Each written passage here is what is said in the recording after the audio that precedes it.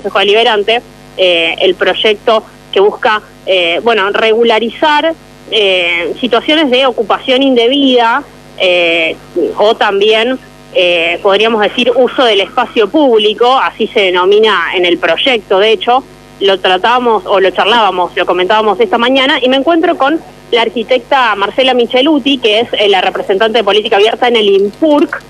Vamos a consultarle a ella. Marcela, le agradecemos estos minutos. ¿De qué se trata concretamente el proyecto? ¿Cómo lo lee usted? Principalmente si es en relación a las situaciones como de ocupación de los asentamientos urbanos. ¿Se refiere a eso el proyecto? No, no específicamente.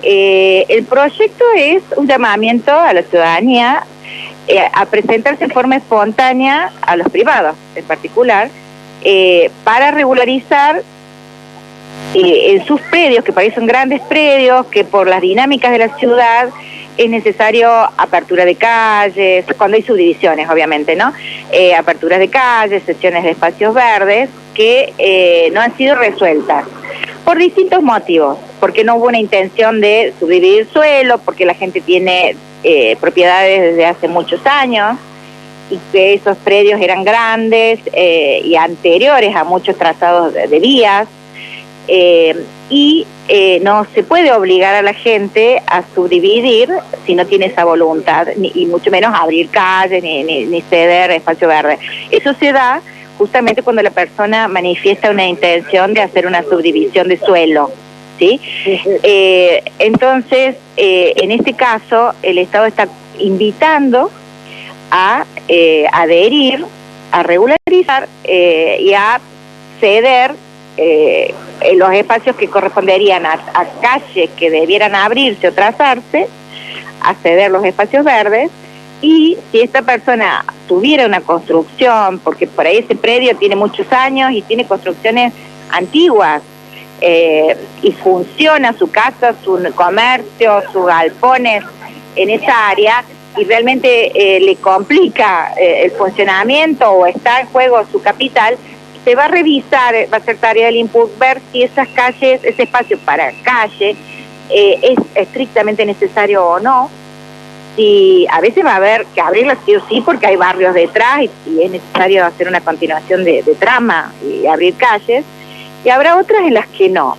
Y en el caso de que esos espacios no sean estrictamente necesarios de concretarlos en lo físico, esas personas podrán adquirir con una tasación previa, donde el Colegio de Corredores Inmobiliarios participa y hace la evaluación de ese suelo, y podrá o pagarlo con un plan de pago o hacer también un pago entregando suelo, ¿sí?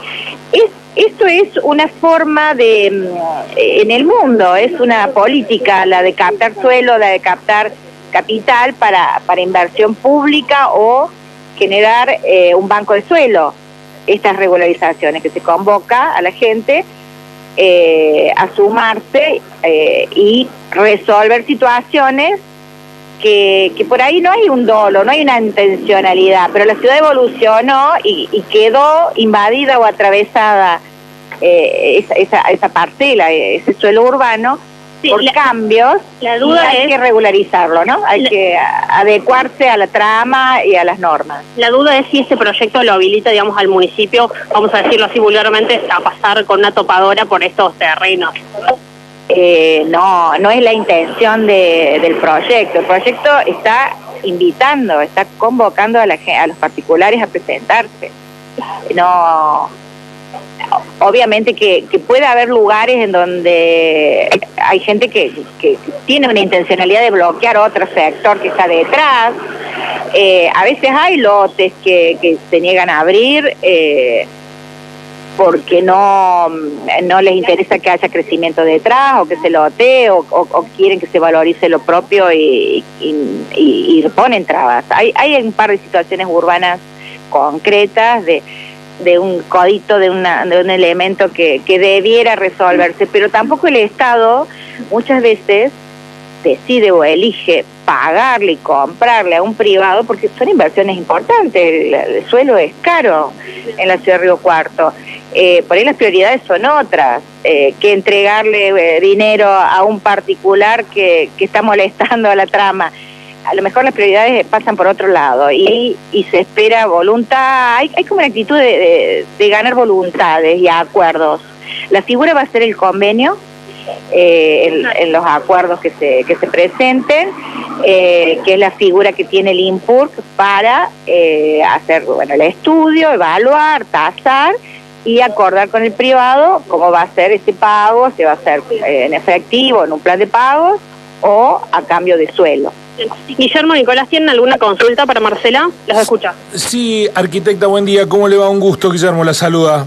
Hola, Guillermo, buen día. Bien, ¿no cree usted que este es un riesgo de que se interprete que se trata de una iniciativa para legalizar las situaciones de usurpadores? Y cuando me hablo de usurpadores no hablo de la necesidad que movilizó a aquellos que no tienen un lugar en el mundo para vivir, sino aquellos que se aprovecharon de la falta de controles y han hecho negocios con esas usurpaciones. No, yo creo que no. Primero que es suelo en regla, con título.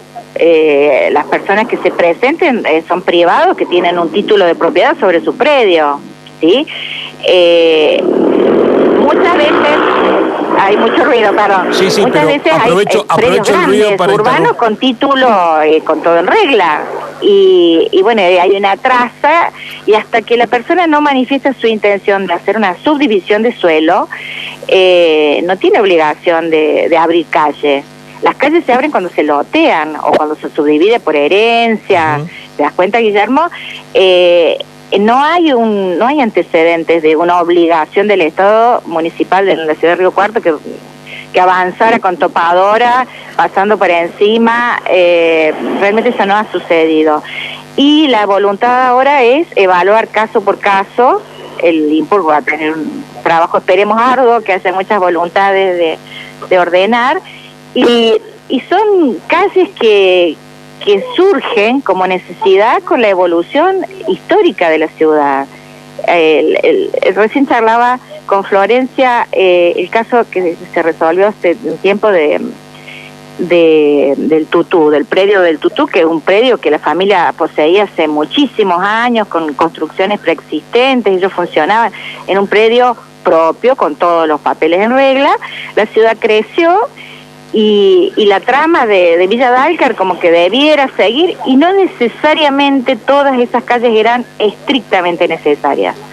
Ellos voluntariamente, hacía 10 años que estaban pidiendo resolver esa situación y querían hacer un convenio y pagar esa tierra, que no era una ocupación indebida, el predio era de ellos, pero las dinámicas de la ciudad hacían que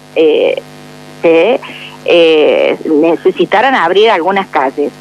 Se evaluó en el INPURC, no todas las calles eran necesarias, y se llegó a una decisión. Eso también se trató en el Consejo, y se hizo un convenio, y el pago fue con suelo urbano en otro sector que también se tasó, porque los valores en la ciudad son distintos según el sector, según las mejoras, según la ubicación. Se recibió como pago ese suelo, y ese suelo pasó a ser suelo apto para un loteo, y va a ser techo para mucha gente. Entonces es una herramienta de desarrollo, es una herramienta que maneja el urbanismo, el usar convenios con los privados, es una herramienta el captar recursos, ya sea para obra pública como para generar un banco de suelo. A mí me parece muy positivo. Teníamos algunas preocupaciones de si esto incluía sacar villas. La mayoría de los asentamientos están en suelo que es propiedad del Estado, el suelo fiscal.